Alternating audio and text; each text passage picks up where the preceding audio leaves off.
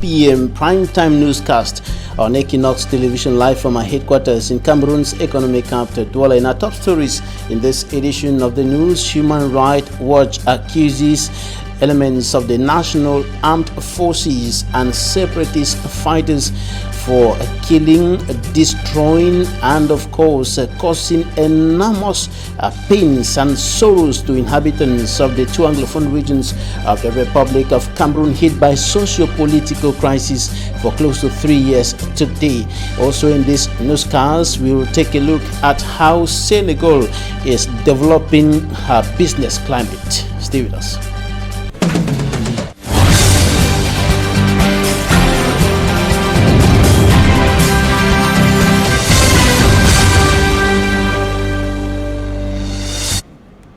Thanks, ladies and gentlemen, for joining us on this edition of the Primetime Newscast on Equinoxe Television. We begin with this sad story concerning the death of a student of Government Bilingual High School, Dedo, here in Cameroon's economic capital, Douala. He was stabbed to death by another young person who is said to be his friend. The unfortunate incident occurred today. Smanjikan Gabriel has more. Students of Government Bilingual High School Dedo attempting to save the life of their classmates. It was a day for schools to give report cards to their students to end the second term, but the situation turned sour at Government Bilingual High School Dedo. Mrs. Njaka, who saw her son leaving the house this morning with smiles on his face, is now in tears in front of his son at the emergency unit of the Dedo District Hospital.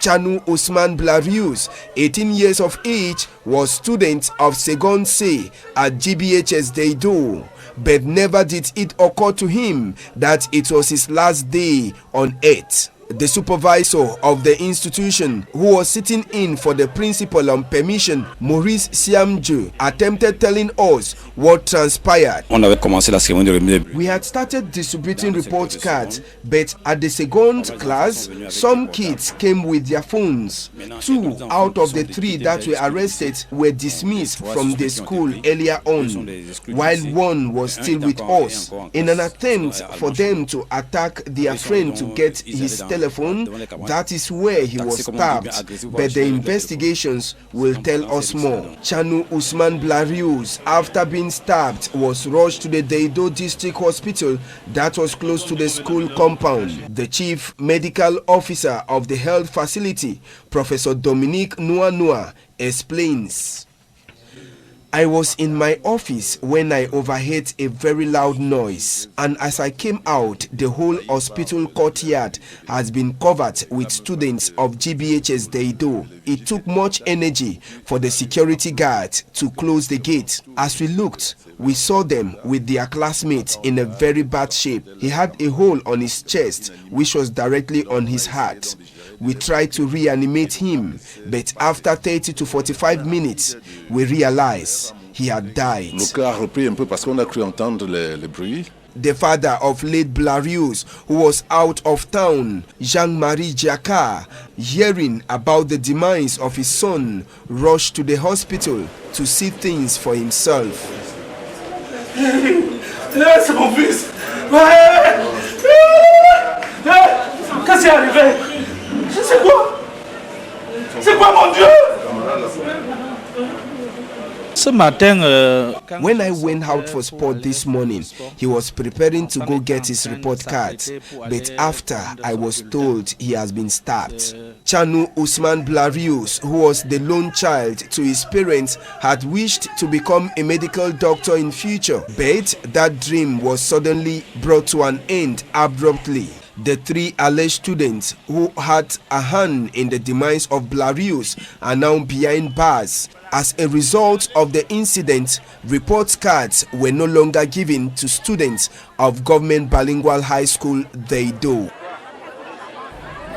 Human Rights Watch has urged the Cameroon government to stop using repression in its efforts to restore normalcy in the two Anglophone regions of the Republic of Cameroon. The international non-governmental organization blames elements of the National Armed Forces and pro-independence fighters for the ongoing killings and destruction of properties going on in the northwest and southwest regions of the country. Details with Equinoxe.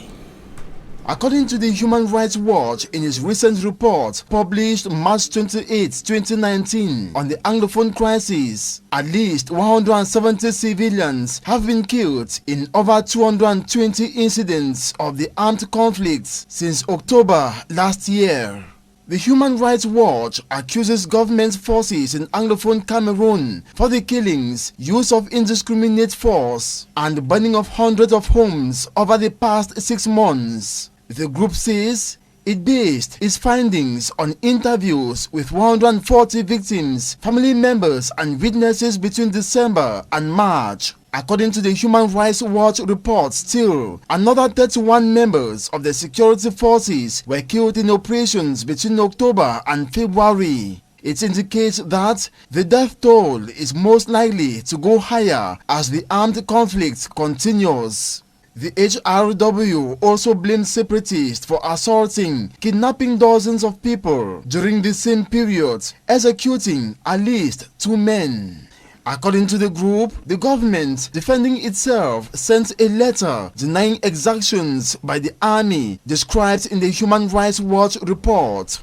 The conflict broke out in October 2017 when the Anglophone separatists launched an armed campaign when military bullets began raining in the northwest and southwest regions. The International Crisis Group noted that the death toll since the start of the fighting has topped 500 for civilians and more than 200 for members of the security forces. Meantime, Lewis Mudge, Human Rights Watch Central Africa Director, stressed on the fact that Cameroon's authorities have an obligation to respond lawfully and to protect people's rights during periods of violence. It adds, the government's heavy-handed response targeting civilians is counterproductive and risks igniting more violence. And in the midst of the deepening socio-political and security crisis in the northwest and southwest regions of the country, which has sent hundreds of thousands of persons out of their homes, while fire has equally rendered over 20 persons homeless in the opaque city of Limbe, southwest region of Cameroon. Our correspondent Davidson Maimo finds in details. They are not firefighting brigade, neither are they trained to tackle a fire disaster. Yet, the love for one another within the neighborhood is their driving force to fight the enemy. Fire that has come to steal their joy and happiness as neighbors. With stones, sand, and water, they use every means at their disposal, not just to put off the fire, but most importantly, preventing it from spreading to other nearby structures. So you heard the scream, fire, fire, fire. Before I arrived at that scene, the fire was already wide. So we tried with water, with sand, nothing to do. Others who troop in at the scene watch helplessly as there is nothing they could do but to stand and watch these brave ones who put out a spectacular show fighting the fire from spreading. The 8-room house, constructed with plank, commonly called calabode, coupled with its age, help in fueling the fire, making it difficult for any property to be removed. The tribe even draw this thing, that gas, we know that. The exact cause of the fire is yet to be known.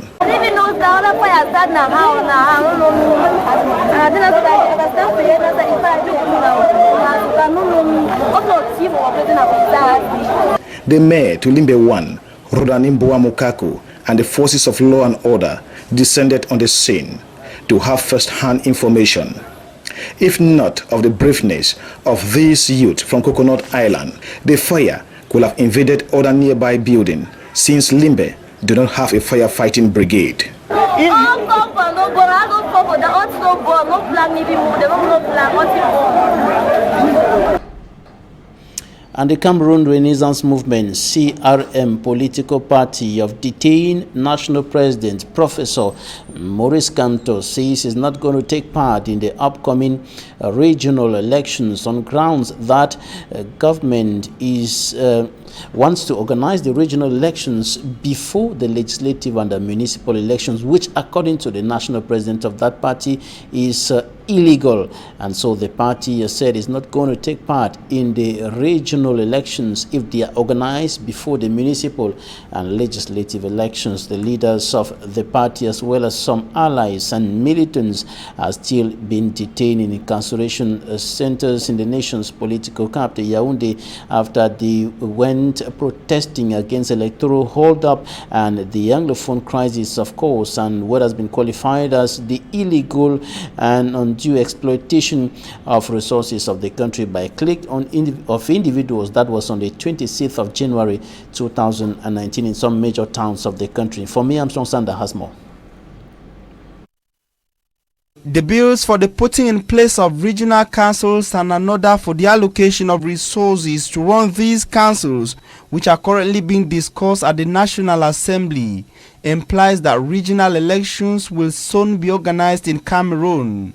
But at the level of the Cameroon Renaissance Movement political party, party officials say they are against the organization of regional elections before the renewal of the mandates of municipal councillors that got expired since 2018. The party promised to oppose such plans through every constituted means and condemns the fact that illegitimate municipal councillors or the electoral college should decide regional councillors for a period of 5 years in Cameroon. Following the saturated electoral calendar of 2018, President Paul Biya extended the mandate of municipal councillors for a period of 12 months. Apart from the circumstances surrounding the contested possible regional elections in the country, the party is also worried about the disturbing socio-political situation of Cameroon, especially the Anglophone crisis. The CRM party denounced what they qualify as repeated attacks on its supporters and sympathizers. They say several militants and sympathizers have been banned from traveling out of Cameroon, and it is possible that the list could be longer since they have not always been notified. Despite the challenges, the Cameroon Renaissance Movement's political party say it will not give up. The party has announced plans to reactivate their nationwide peaceful protest demonstration beginning April 6th. The national executive of the CRM political party has given orders to its grassroots militants to begin applying for authorization at various levels for the peaceful protest demonstration. Security experts say over 70% of the accidents occurring on highways across the Republic of Cameroon is caused by drivers, notably through reckless driving and non-respect of the highway code. This information was made public today during a workshop organized here in the economic capital Douala to train drivers in order to upgrade their performance on the highways. Details with Immaculate Fogui. Causes of road accidents in Cameroon are many. Every day, people die in road collisions. So many factors have been blamed for these accidents, but one of the major causes, according to road security experts in Cameroon, is the recklessness of drivers. Les accidents au Cameroun sont à plus de 70%. More than 70% of accidents in Cameroon are caused by the drivers. The drivers are irresponsible in the course of driving. According to statistics, 16,583 cases of road accidents were registered within the year 2008 to 2018, and about 1,200 persons were killed each year during that same period. They insist that the non-respect of safety signs and the recklessness of some of the drivers are accountable. L'excès de vitesse, les mauvais départements, le refus de port de ceinture de sécurité. Distraction, Overspeeding, recklessness and others are some of the major causes of road accidents in Cameroon. In order to curb the reoccurrence of these accidents, the government has brought in security experts so as to caution drivers on better ways of combating the persistence of these accidents. The government has noticed the reoccurrence of these accidents, so they have decided to seek expertise from experts in road security so as to train these drivers. Other factors such as bad roads and the poor training offered by some driving schools equally play a role in the numerous road accidents recorded across the National Triangle.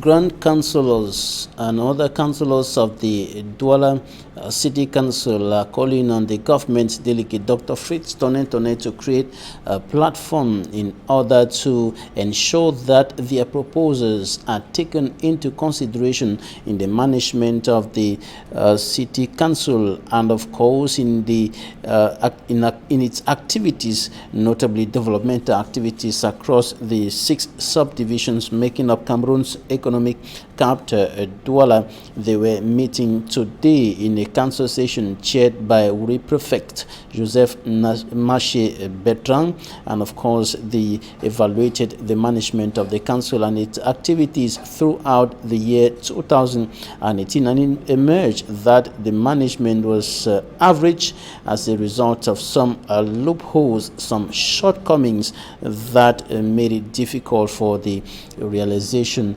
of some of the projects earmarked for 2018. And one of the Grand Councillors of the Douala City Council, Ndi Ebon Florence, spoke to us, and this is an extract of what she said.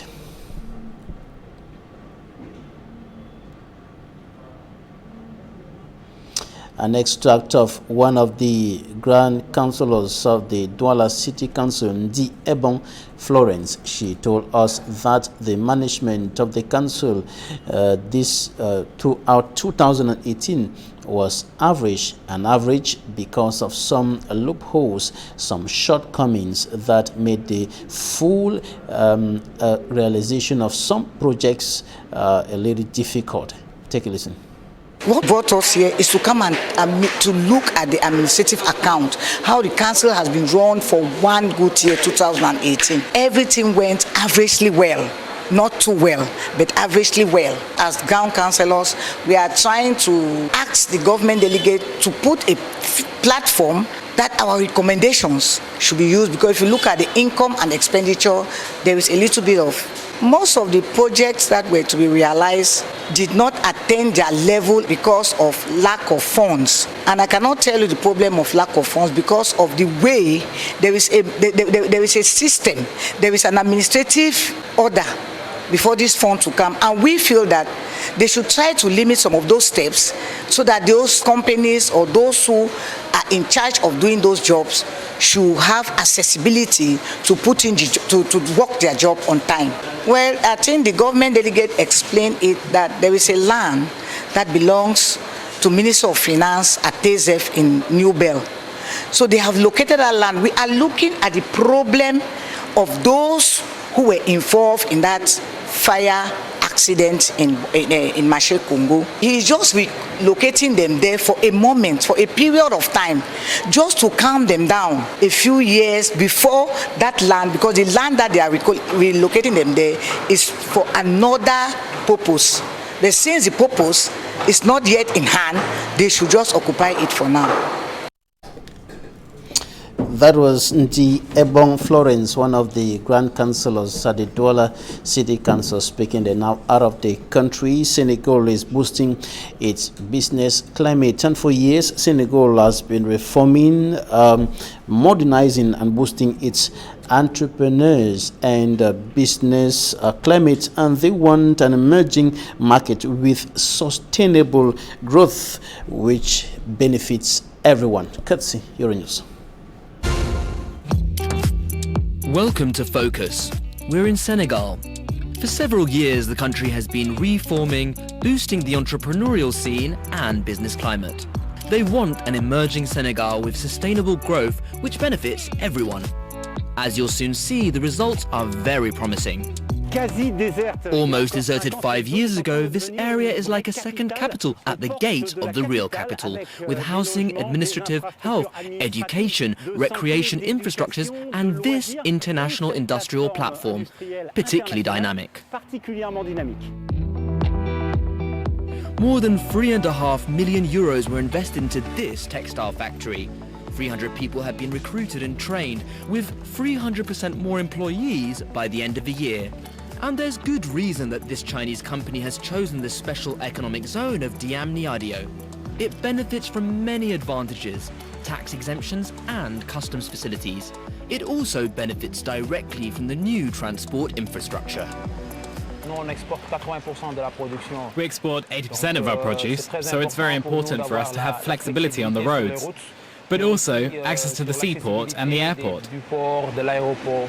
The launch of a new regional train is already impacting the country's economy.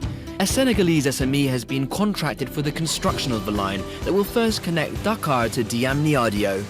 It will then extend to the new airport, Blaise Diagne. How will this contract change the company? This contract has allowed us to get new orders to hire many more people. And develop expertise? It's helped develop know-how and new manufacturing techniques. How many jobs were created? 120. For its administrative facilities, this SME, like all companies in the country, now uses a paperless payment and tax return system. What is the benefit of a system like this for a company like yours? Saving time particularly, because before I needed a day to make the statements. Now, in 5 minutes, payments are settled. And is it reliable? It's reliable, no risk of error, and at lower cost to the company. This is one of the key tools for improving the business climate here in Senegal. The brand new Dakar Commercial Court, created little over a year ago, already more than 4,500 cases had been settled. For this lawyer, one of the best known in Dakar, this court has a positive effect on the economy because once again it saves valuable time. We are no longer waiting for 3 months, 1 year, 2 years to conclude a court case. Within a maximum of 3 months, we have a binding court decision.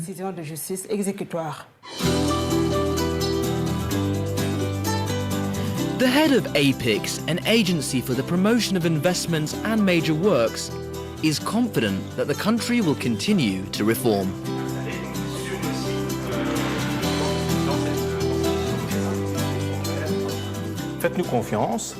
Trust us. Come and invest in Senegal, a country that's following a stable trajectory, which has led to reforms that mean the country has risen by 46 places in the Protecting Investors indicator of the Doing Business ranking.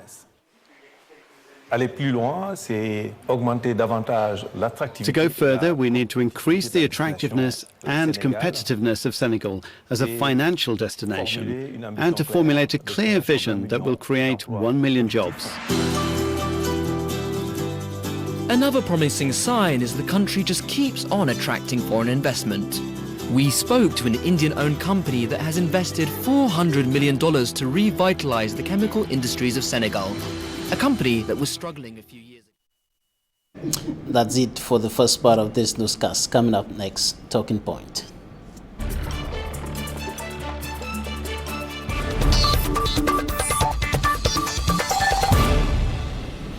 Thanks, ladies and gentlemen, for staying with us in Talking Points. We are receiving Dr. Benz Bate. And now he is a politician, member of the G20, the group of 20 opposition political party that stood behind the President of the Republic, Paul Biya, in the October 7, 2018 presidential election. He is also an entrepreneur. Doctor, you're welcome. Thank you, Mr. Babila. When you look at the ongoing situation in the northwest and southwest regions of the country, what do you think is the problem? Why is it that finding a solution remains a very difficult thing today? Thank you for your invitation. You see, that is a very difficult question to answer, but if I have to do my best to make clarity about the situation, what I can say is that we notice there is a deadlock. a deadlock. Both parties failed to come together. And just like I said on previous interviews you granted me, I'd advise our people of the Southwestern region to let go this issue of secessionists, because it wasn't the best option. Separating is not the best option. I told our brothers and sisters that there are other ways we could handle this issue intelligently rather than wanting to separate. If we separate from this part of the country, we shall still need them. So it wasn't a good option. I'm sure so many people agree with me by now that it was that was a big mistake thinking that we could separate. But on the other side, I didn't say it was wrong to complain. We had to complain. We had to take advantage to express our worries. That is normal. But, you know, that should not call for destructions. We should not destroy, and we should not go to put other people's life into danger. For now, some people are still in the bushes. Our children are unable to go to school. All those things we'll have to pay one day. Now, the destructions, the killings have been blamed on elements of the National Armed Forces and the pro-independence fighters who are repeatedly in gun battles in the northwest and in the southwest regions of the country. This is contained in the last reports of the United Nations High Commission for Refugees as well as the Human Rights Watch. Yes, you're correct. The killings have been rampant on both sides. That we all understand. I'm not surprised about the report of the Human Rights Watch. I'm not surprised because so many people have been killed, even those who are too close to me. Some of my political militants were shot, and I got the information. It wasn't easy to bear it, but I warned them. I told them not to join the secessionists. I took my time and called some of them and told them it is high time they forget about this issue of separation, because Cameroon is a unity state. We are one, and thinking about separating will take us a very long time. I'm not saying that it's not possible, but it's not the best option, and it should not be of our interest. We have a lot to gain when we are together than to separate. Now, the killings have been going on, the destruction of properties going on, hundreds of thousands of persons kicked out of their homes, many of them living in very precarious and even deadly conditions in the northwest, the southwest, in parts of the littoral west and other parts of the country, as well as in Nigeria. And the government continues implementing military force on the ground to solve this problem. And Human Rights Watch says, government of Cameroon, stop repression. What do you think about the implementation of force on the ground to solve this problem? Yes, the human rights and other institutions are playing their role. But don't forget that Cameroon is a sovereign state. We are a sovereign state, and if you remember, some time ago, the president had to create a commission asking people who had guns to put down their guns and to surrender, and nothing will happen to them. Last year, or the beginning of this year, the end of year speech of the head of state, he made it clear that those who will not put down their guns will be chased out. And in fact, that statement was made, those people who were in my party, those people with whom I used to deal with in Manfe, in Bamenda, I got a phone call that they were shot. I personally informed them. I told them that they should not take this for granted. If I were an army general, I would do the same. It's not because I'm a politician. I am not supporting any person. I am just neutral. The country is a sovereign state, and anything that obstructs the country from being sovereign is a problem. So the military are not the only ones killing, but the secessionists are also killing the military. All right, you're also an entrepreneur. apart from being a politician, and you're just coming from a 2-day meeting between entrepreneurs, government officials, notably from the Ministry of Economy, Planning and Regional Development, and officials of the African Development Bank. And the major problem on the table was the issue of access to financing and other problems that are making it difficult to establish and run a small and medium-sized company in Cameroon. What are some of the major fallouts of that meeting? Yeah, well, I want to start by saying that creating an enterprise or a business unit in Cameroon is no longer a problem. There are structures that have been put in place. I'm not a lawyer for the state, but I just want to enlighten the public. There are structures that have been put in place that you can create an enterprise within 24 hours or 48, maximum 72 hours. But the problem is not creating these enterprises, but the problem is running the enterprises, developing the enterprise. The government had many put in place measures to, improve on the business climate, so to speak. They are trying to see how some people can get their business running. But again, the big problem that those of us entrepreneurs are facing is that of having finance to run our different projects. The banks are not ready to give out money. Not that the money is not available. The money is quite there, is in plenty, but these banks need what they call collateral security in order to let go the money. You know, this money has been invested by other people, and so the bank cannot give it without interest rate, because there are some bank charges, bank operations, and other things concerned in corporate finance. So the only way, the standard way of doing is to sell out this money in forms of loans, and these loans are supposed to be collateralized, so that at the end of the day, if you are unable to pay the loan, they sell their collateral and they see how they can recover this money. It is assumed, it is known that the money which is being given for a particular business was produced by another firm. And so when we would talk business, you talk about equity. When you take here, you give here. So it's not like... But many of the small and medium-sized companies do not have the collateral that is requested by the banks. What is the African Development Bank bringing in as help to solve this problem, to facilitate access to financing for small and medium-sized companies? Yeah, we had a 2-day session that is just ending.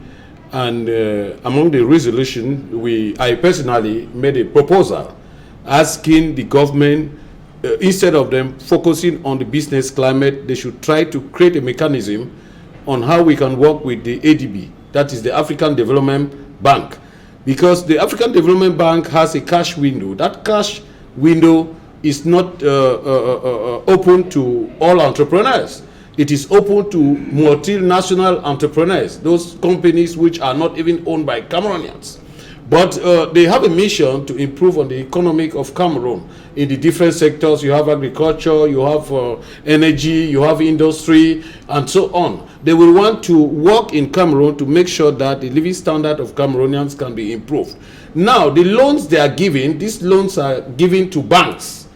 They give this money to banks in order for banks to finance the small and medium-sized enterprises. But unfortunately, it is not the case. Most of these banks keep this money with them, turn them, and pretend they don't even announce to the public that there exists such a fund that could be used to develop businesses. So that is one of the big problems we have, and we had tabled that to I spoke with the Vice President of African Development Bank, the Director General, and even the Minister Delegate that was present. We had raised our worries. And you cannot imagine, there is a case of GFAC. African Development Bank gave 6 billion to GFAC to sponsor women activities. And only 2 women benefited. Yeah, and only 2 women benefited. You see, they are trying to improve on business climate, not only for men, but it has proven that women can do very well in business. So the African Development Bank gave a special fund to support, to give a backing for the women, or for women to develop businesses. But unfortunately, one of the banks, which I will not want to cite here, kept that money and made use of it, and after the time is expired, sent the money back to African Development Bank. You see how Cameroonians are behaving is rather unfortunate. Right. We just hope that there will be change in the days ahead. Thanks, Dr. Benz Bate Eno. You are a politician, member of the G20, and an entrepreneur. Thanks for coming. It's my pleasure, Mr. Babila. Thanks.